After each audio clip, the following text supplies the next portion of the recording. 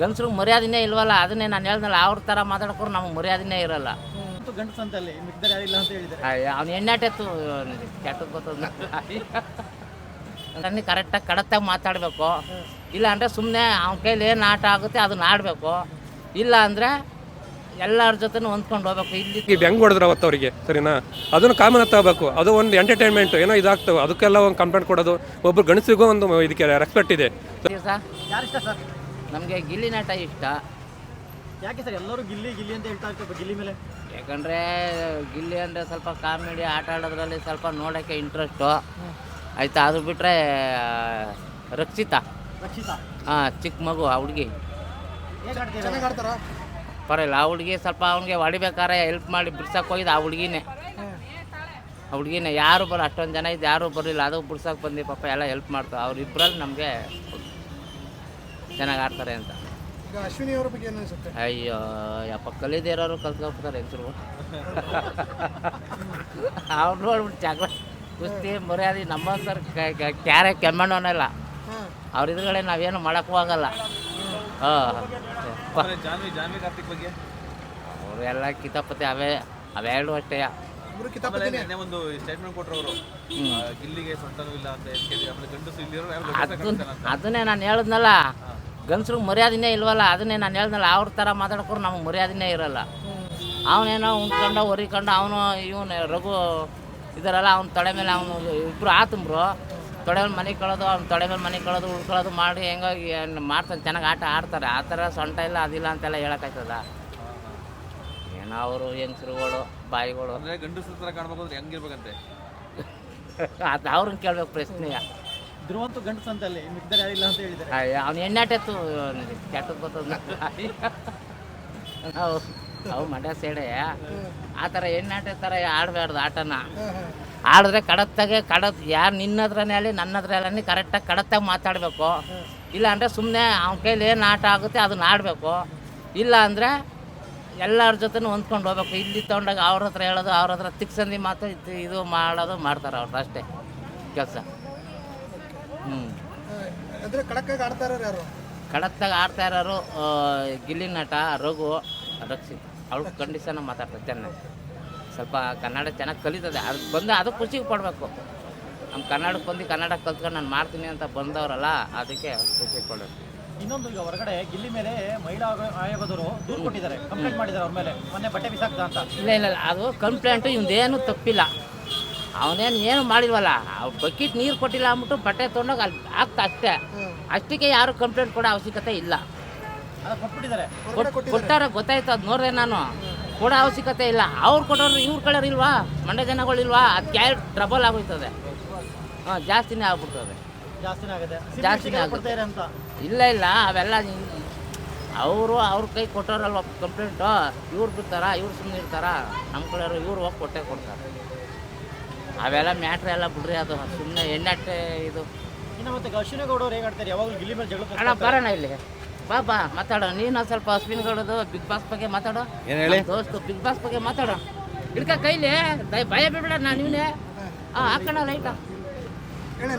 ಹೇಳಿ sir. Big boss ಚೆನ್ನಾಗಿದೆ. ಗಿಲ್ಲಿ ನಟ ಚೆನ್ನಾಗಿ ಆಡ್ತಾ ಇದ್ದಾನೆ. ಅವ್ರು ಬಿಟ್ಟರೆ ರಕ್ಷಿತಾ.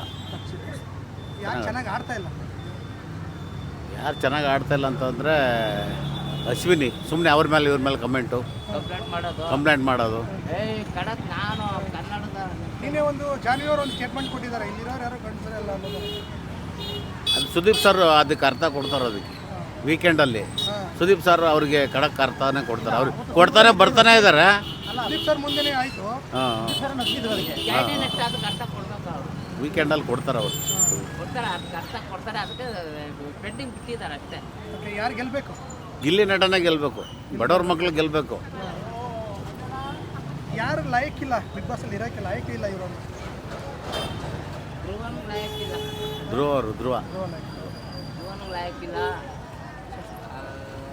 ಗಿಲ್ಲಿ ನಟ ಮತ್ತು ಇವರು ಕಾಕಾ ಸುದಿ ಅವರು ಇಷ್ಟ ಇದ್ದರು. ಅವರು ನಮ್ಮ ಬಾಸ್ ಅಭಿಮಾನಿ ಆಗಿದ್ದರು, ಉಪೇಂದ್ರ ಅವ್ರ ಅಭಿಮಾನಿ. ಅವರು ಚೆನ್ನಾಗಿ ಆಡಿದ್ರು. ಲಾಸ್ಟ್ ಇದಾದರು. ನಮಗೆ ಗಿಲ್ಲಿ ನಟ ಆಡಬೇಕು ಅಂತ ಭಾಳ ಇದೈತೆ.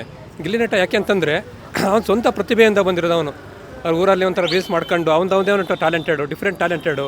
ಅವನಾಗೆ ಒಂಥರ ಡಿಫ್ರೆಂಟು ನಮ್ಮ ಉಪೇಂದ್ರ ಥರ ಅವ್ರದ್ದೊಂದು ಡಿಫ್ರೆಂಟಾಗಿ ಯೋಚನೆ ಮಾಡ್ತಾನೆ ಹಿಂಗೆ ಚೆನ್ನಾಗಿ ಆಡ್ತವ್ರೆ. ಸ್ಟಾರ್ಟಿಂಗಿಂದನೂ ಕೊನೆ ಮುಂಟನೂ ಅವರು ನರ್ವಸ್ ಆಗಿಲ್ಲ ಎಲ್ಲವ. ಕೆಲವರು ಸ್ಟಾರ್ಟಿಂಗ್ ಹುಮ್ಮಸ್ಸಾಗಿ ಬಂದರು, ಹಂಗೆ ಮತ್ತೆ ಸ್ಲೋ ಆದರು. ಈಗ ನೀವು ರಘು ಅವ್ರು ನೋಡಿರ್ಬೋದು, ಸ್ಟಾರ್ಟಿಂಗ್ ಒಂಥರ ಫುಲ್ ಫೈರ್ ಬ್ರ್ಯಾಂಡ್ ಥರ ಬಂದರು, ಈಗ ಒಂದು ಸ್ವಲ್ಪ ನರ್ವಸ್ ಆಗಿದ್ದಾರೆ, ಈಗ ಮತ್ತೆ ಚೆನ್ನಾಗಿ ಆಡ್ತವ್ರೆ. ಗಿಲ್ಲಿ ಅವರು ಸ್ಟಾರ್ಟಿಂಗಿಂದನೂ ಅಷ್ಟು ಕೊನೆ ಮುಂಟ ಅವರು ಒಂದು ಲೆವೆಲಾಗಿ ಚೆನ್ನಾಗಿ ಹೋಗ್ತಾವ್ರೆ, ಕಾಮಿಡಿನೂ ಮಾಡ್ತಾವ್ರೆ, ಎಂಟರ್ಟೈನ್ಮೆಂಟೆಲ್ಲ ಚೆನ್ನಾಗಿದೆ. ಅವ್ರೇನೋ ಸ್ವಲ್ಪ ಟಾಸ್ಕಲ್ಲ ಇದೆಲ್ಲ ಸ್ವಲ್ಪ ಅದಕ್ಕೊಂದು ಸ್ವಲ್ಪ ಪ್ರೋತ್ಸಾಹ ಮಾಡಬೇಕು. ಕಾಮಿಡಿಲೆಲ್ಲ ಓಕೆ, ಎಲ್ರಿಗೂ ಇದು ಮಾಡ್ತಿರ್ತಾರೆ, ಚೆನ್ನಾಗೈತೆ. ಸ್ವಲ್ಪ ಟಾಸ್ಕಲ್ಲಿ ಒಂದು ಸ್ವಲ್ಪ ಇಂಪ್ರೂವ್ ಕೊಟ್ಟರೆ ಇನ್ನೂ ಚೆನ್ನಾಗಿದ್ದಾಗ್ತಾರೆ.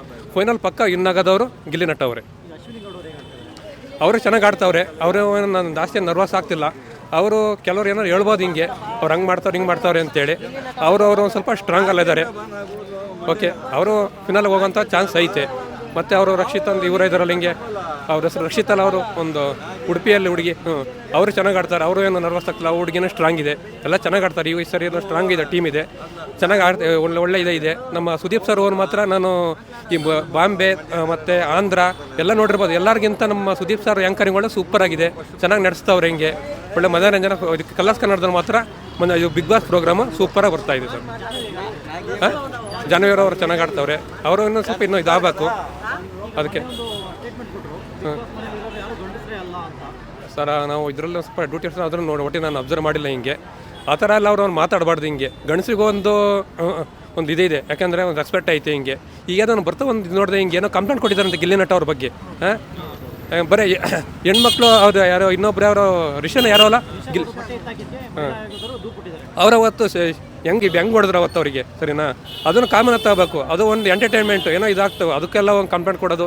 ಒಬ್ಬರು ಗಂಡಸಿಗೂ ಒಂದು ಇದಕ್ಕೆ ರೆಸ್ಪೆಕ್ಟ್ ಇದೆ, ಸರಿನಾ? ಒಬ್ಬರು ಹೆಣ್ಮಕ್ಳವ್ರನ್ನೆಲ್ಲ ಅರ್ಥ ಮಾಡ್ಕೋಬೇಕು. ಹಿಂಗೆ ಹೆಣ್ಮಕ್ಳು ಯಾರು ಮೋಸ್ಟ್ಲಿ ಕೊಟ್ಟಿರೋಕ್ಕಿಲ್ಲ ಅನ್ಸುತ್ತೆ. ಹಿಂಗೆ ಅದನ್ನು ತಂದಿಟ್ಟು ತಮಾಷೆ ನೋಡೋದು, ಏನೋ ಒಂದು ಚೆನ್ನಾಗಿ ಹೋಗ್ತಾವನೆ, ಅದಕ್ಕೇನೋ ಒಂದು ಸ್ವಲ್ಪ ಕಾಲೆಳೆ ಜಾಸ್ತಿ ನಮ್ಮ ಇದರಲ್ಲಿ. ಹಂಗೆ ಕಾಲೆಳೆಗೆ ಒಬ್ಬ ಬಡವ್ರ ಮಕ್ಕಳು ಬೆಳಿಬೇಕು.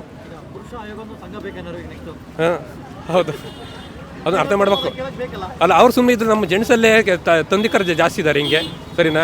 ಒಬ್ಬ ಗಿಲ್ಲಿ ನಟ ಚೆನ್ನಾಗಿ ಬೆಳಿಬೇಕು. ಅವನು ಹಿಂಗೆ ವಸತಿ ಹನುಮಂತು ಇದಾಗಿದ್ರು ಹಿಂಗೆ.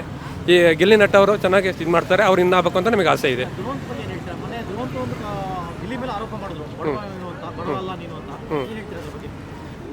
ಸರ್ ನಾನು ಒಂದು ಈಗ ರೀಸೆಂಟಾಗಿ ಯೂಟ್ಯೂಬೆಲ್ಲ ನೋಡಿದೆ, ಹಿಂಗೆ ಗಿಲ್ಲಿ ನಟ ಅವರೆಲ್ಲ ಲಗ್ಗೆರನೋ ಎಲ್ಲೋ ಇದ್ದಾರೆ ಹಿಂಗೆ ರೂಮು. ನಾವು ಬ್ಯಾಚುಲರ್ ಲೈಫ್ ಹೆಂಗಿರುತ್ತೆ ಹಿಂಗೆ ಅದೇ ಸರ್. ಅವ್ರೇನು ಕ್ಲೋಮಾಗಿ ಹೆಂಗೆ ಇದಕ್ಕೆ ವಾಷಿಂಗ್ ಮಿಷಿನ್ ಆಗಲಿ ಫ್ರಿಜ್ ಆಗಲಿ ಏನೇ ಇಲ್ಲ. ಕಾಮನ್ ಆಗಿ ಯಾವನೊಬ್ಬ ಇದಕ್ಕೆ ಕೆಲಸಕ್ಕೆ ಹೋಗಿ ಬಂದು ಮನೆಗೆ ಮಕ್ಕಂತಾನಲ್ಲ, ಬಟ್ಟೆಗಳು ಅಲ್ಲೇ ಬಿದ್ದಿದ್ದು.